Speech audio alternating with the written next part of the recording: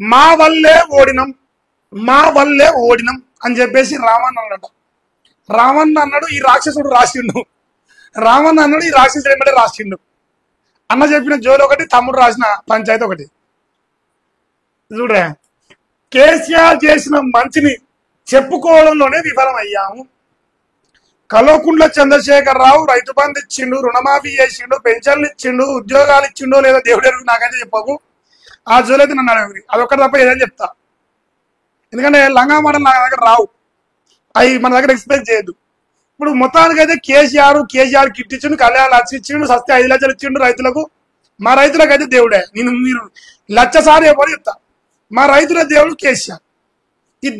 ఈ ప్రపంచంలో ఎవడు ఇవ్వలే రైతు బంధు అనే ఒక పథకం. ప్రపంచ చరిత్రలో చూసుకున్నా ఆ విషయంలో మా కేసీఆర్ దేవుడే. నరేంద్ర మోడీ కూడా నన్ను అడిగితే కేసీఆర్ ఇచ్చిన తర్వాతనే చూసి ఇచ్చినని 100% ఒప్పుకుంటలేదు. నాకేం శశబీజలు లేవు. సో వాళ్ళ బాధ ఏంటంటే మేము అధికారం ఎట్ట కోల్పోయినాం అనేది ఇప్పుడు ఆలోచిస్తారు. నిన్న మన దాకానే జనం తప్పు చేసిర్రు, జనమే పిచ్చోళ్ళు, జనమే బలిసి ఓడగొట్టిరు అని కేసీఆర్ మాట్లాడగా నేను విన్నా 2-3 మీటింగ్లలో. ఇలా వాళ్ళ కొడుకు ఏమనంటే లేదు ప్రజలది ఏం తప్పలేదు, మాదే తప్పని తప్పు ఒప్పుకుంటాడు, చెంపలేసుకుంటాడు. బుద్ధి వచ్చింది. మరి ఇక అర్థం చేసుకోవాలి మనం కూడా. ఇంకో లోకంలో ఒక సామెత ఉంది, తన తప్పు తాను తెలుసుకోవడం కంటే అతిపెద్ద శిక్ష ఏమీ లేదు. తన తప్పు తాను తెలుసుకొని క్షమాపణ కోరడంలో అంతకంటే పెద్ద శిక్ష ఏదీ లేదు. కాబట్టి రావణ్ ఒప్పుకుంటాను, మా అయ్య కానీ నేను కానీ తప్పు చేసినాం, పని చేసినాం, ప్రచారం చేసుకోలే అట్లా చెప్పొద్దు. ఓ 2 యూట్యూబ్ కుక్కలు ఉన్నాయి, ఆ యూట్యూబ్ కుక్కల్ని పండబెట్టి పక్కున చీరలేకపోయినాం. ఇట్లా 2 మంది బట్టి చీరితే మాకు ఈ బాధ రాకపోతుంది. ఆ కుక్కలు రోజు నెగిటివ్ డప్పు ముడ్డికి డబ్బు కట్టుకొని కొట్టిరు రోజు. కేసీఆర్ లంగా ఇదే పంచాయతీ కొడుకులది. లంగానోడేమో 1000 కోట్లు సంపాదించుడు, దొంగనోడేమో నెంబర్ 1 యూట్యూబ్ ఛానల్ అయ్యండు కొడుకులు ఇద్దరు. ఓ నల్లికుట్టోడు, ఓ నప్పదట్లోడు, దొంగ నా కొడుకులు. బరాబర్ ఉంటుంది లెక్క. దొంగ నా కొడుకులు అని టైటిల్ బరాబర్ సెట్ అవుతుంది. ఇలా బాధ ఏమైంది, కేసీఆర్ మంచిగా పామదులు పన్నాడు, ఈయన మంచిగా ఎంజాయ్ చేస్తాను. మందిని ముంచోడు ముఖ్యమంత్రి అయిండు, నలుకుటోడు నప్పదట్లోడేమో నెంబర్ 1 ఛానల్ అయినా, ఓడేమో పాకి పెంచుండు, ఓడేమో నెంబర్ 1 ఛానల్ అయిండు. 5 కోట్లు ఇలా నాన్నయ్య జాగిన అన్నట్టుగా మందిని ముంచిన కొడుకులకు. అది ఇప్పుడు అంతా జరిగి ఏమైంది, ఆ కోటు సంపాదించిన కొడుకులు మంచినవారు, ఫామ్ హౌస్లో పడుకునే మంచినవాడు, అందరూ మంచినవారు. ఆ బ్రోకర్ నా కొడుకుల మాట పట్టుకొని కాంగ్రెస్ ఓటేసి జనం ఆగమైంది. అంతే. కేసీఆర్ చెయ్యికి ఓటేస్తే 4000 వస్తుంది, 2000. మీకు ముసలయ్యకు వస్తున్నా, ముసలవ్వకు ముసలయ్యకు, మొగానికి పెళ్ళానికి ఇద్దరికి ఇస్తాడు రేవంత్ రెడ్డి 4000 అని ప్రచారం ఎక్కువైంది. ఈయన ప్రచారం తక్కువైంది. 2000 ఇచ్చిన మునగాడరా నాయన కేసీఆర్ మనం మర్చిపోయినాం. 200 పెంచారు, 2000 ఇచ్చి మునగాడు కేసీఆర్ మర్చిపోయి 2000 కాదు 4000 మిగతా లంగనా కొడుకు మలిగాని వాళ్ళు పట్టుకొని ఓటేస్తాం. ఆగమైనాం. మరి ఎవరు నడుస్తారు ఇప్పుడు పైసలు? కేసీఆర్ నడుతారా, రేవంత్ నడుతారా, మళ్ళీ నడుతారా? నేను మళ్ళీ నడతా చెప్తా.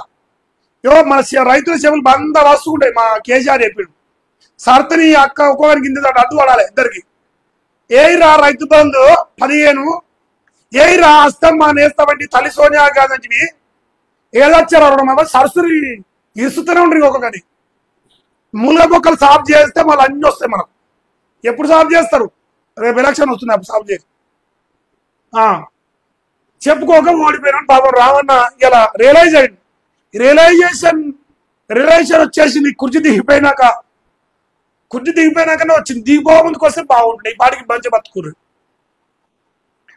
ఇంకా ఓడించుండు బీఆర్ఎస్ వర్కింగ్ ప్రెసిడెంట్ కేటీ రామన్న మోసం చేస్తే అయోధ్య శ్రీరాముడే బీజేపీ ఓడి. ఇంకా ఇదే ఈ పాపం మాటలే, పాపం తగులుతుంది. నేను అందుకే చెప్తాన్నా. ఇప్పుడు మల్లన్న సాగర్ లో మీరు ఆహం చేసిర్రు, ఆ దుబ్బాకల మరి మా అన్నను గెలిపేయలేదా? చెప్పుర్రి. మల్లన్న సాగర్ బాధితుల కోసం మా ఎంపీ రఘునందన్ అన్న నిలబడి వాళ్ళ కోసం కొట్లాయండు. మీరు అలా బతుకులో మనుగు వచ్చి భూమి గుంజుకుర్రు, మల్లన్న సాగర్ కట్టిరు. అది లంగదో దొంగదో కచ్చి ముదనాస్తాడు. వాళ్ళ కోపంతో మా రఘునందన్ నాకు ఓటేసిరా లేదా? ఇది కూడా గంతే జరిగింది. అయోధ్యలో తప్పు ఒప్పు కాదు సన్నాసి. నువ్వు చెప్పవలసింది అంటే అయోధ్యలో అక్కడ ఎవరైతే ఇల్లు కట్టుకుర్రో, ఎవరైతే చిన్న చిన్న షాపులో వాళ్ళందరూ బతుకులు మట్టి పడ్డది. వాళ్ళందరిని అక్కడికి వెళ్ళిపోమన్నారు, వాళ్ళు గోసపట్టిరు. అందువల్ల వాళ్ళు ఓటేయాలని చెప్పాలి సన్నాసి. అయ్య కూడా గట్టినే బలుపు మాటలు హిందుగాలు పోదు కాబట్టి ఇలా కేంద్ర మంత్రి అయి కూర్చుంది. అయ్యా గిసోంటి పొడుగు మాటలు మాట్లాడే. మళ్ళీ నువ్వు అదే పాపం చేయకు, మళ్ళీ చెప్తానా. మళ్ళీ అదే పాపం నటించుకోవు. పోయి మళ్ళీ శ్రీరాముతో పెట్టుకుంటున్నావు. మనదేం పార్టీ? మన సెక్యులర్ పార్టీ. సెక్యులర్ ముచ్చట్లే ఉంటాయి మన దగ్గర. మొత్తానికి అయితే రామన్న అయితే బాధపడతాండ. బాధపడి మా పార్టీ ఆగమైపోయేది, మేము బాధపడతాను, మేము గోసలను కారణం మా తప్పేను, మా నాయన చెప్పినట్టు జనం తప్ప ఏం లేదని ఇలా అంటుంది. ఒప్పుకుంటున్నా ఏం కాదు పోనీరు. ఇది ఒకసారి క్షమించురి, ఇక మళ్ళీసారి ఏ బాధన పడతాం కానీ ఒకసారి అంటే క్షమించురి. మా రామన్న పాపం చాలా ఇబ్బంది పడతాను. మా శల్య పంచాయతీ ఎక్కువైపోయింది, మా అయ్య పంచాయతీ ఎక్కువైపోయింది, ఇన్ని పంచాయతీలు ఉన్నాయి, మళ్ళీ ఇదో పంచాయతీ అని చెప్పేసి జనానికి సంజాయి చెప్పుకునే ప్రయత్నం చేస్తున్నాడు, తప్పు ఒప్పుకునే ప్రయత్నం చేస్తున్నాడు. మరి పెద్ద మనిషి చేసుకోవాలంటే క్షమించురు.